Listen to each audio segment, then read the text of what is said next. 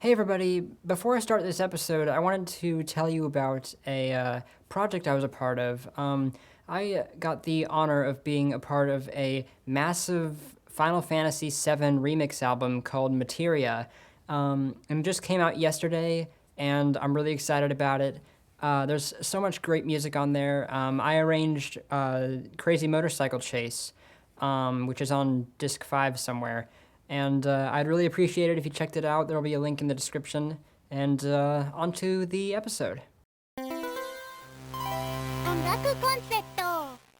So today I want to talk about a chord progression that I love very much, but I can't stand to hear. In a minor key, it's the 1-6-3-7 progression, the epic movie theme progression.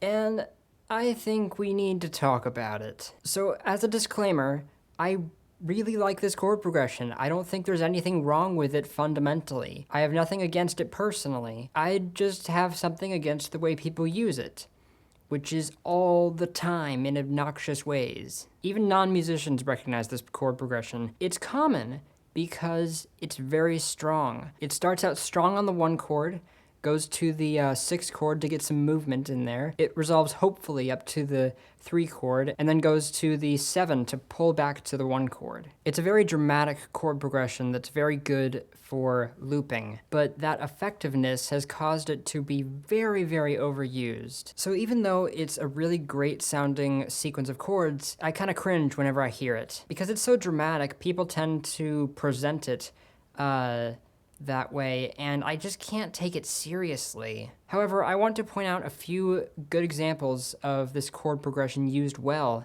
and my recommendations for if you're going to use it, how to use it properly. Number 1, don't spam it. If you're going to use the 1-6-3-7 in a song, please don't make it the only chord progression in the song. It's not worth it. I think it can be great when it's used tastefully, just in a short section of a song. One of my favorite examples is in a song called Heart Goes Boom from the anime K-On!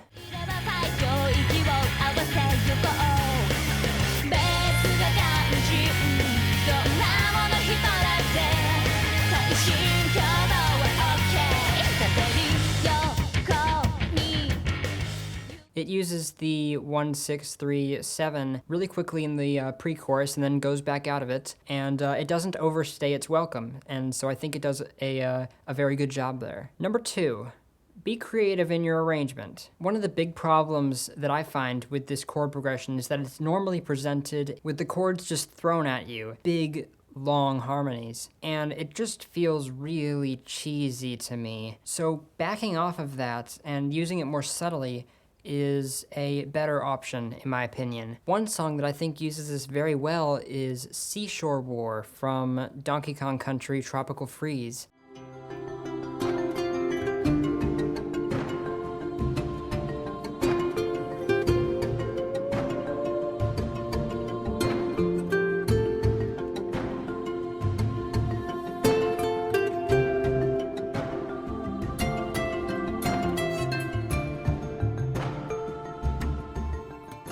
This was composed by David Wise, and I think he does a very good job of using this progression effectively. It's the only chord progression in the song. It just repeats over and over and over. And I know in the last point I said do not spam it if you can help it. But I accept it in this case because it's very understated. He doesn't make a big deal out of it, and he builds a rich arrangement with lots of layers and harmonies and various counter melodies and things going on. I don't think it's lazy writing because it's there in the background. He has so much else going on top of it that I excuse it in this case. Number 3, come up with variations. One song that I think uses this progression very well is the main theme of Sonic Adventure 2, which is Live and Learn by Crush 40.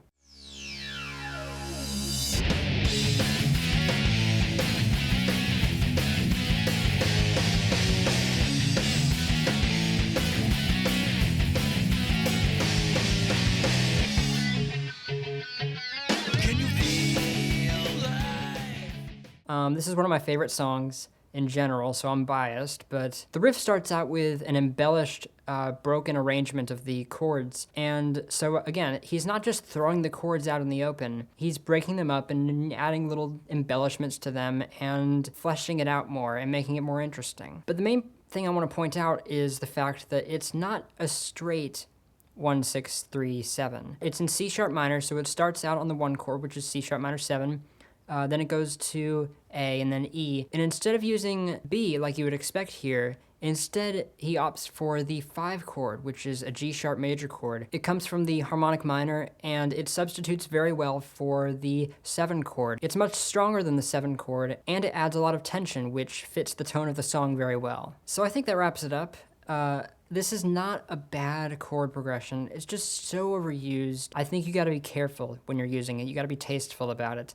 And that's true with any chord progression or any technique in music, really. Anything overdone can just become stale. But I think in particular, it really affects this progression so much just because of how prevalent it is. If you haven't seen the Axis of Awesome video on a similar progression, the 1-5-6-4, I believe it is. I suggest you go check that out. It's really funny, and it illustrates the same idea. Thanks for watching. If you have any questions, you can let me know in the comments or email me at ongakuconcept@gmail.com. I want to know if you guys have found any songs that use this chord progression in a tasteful manner, because I want to hear them. So send them to me in the comments or on Twitter or something like that. Also, if you want to discuss this more in depth with other musicians, I suggest joining the Facebook group at facebook.com/groups/OngakuConceptVGM. So again, thanks for watching, and I'll see you guys next week.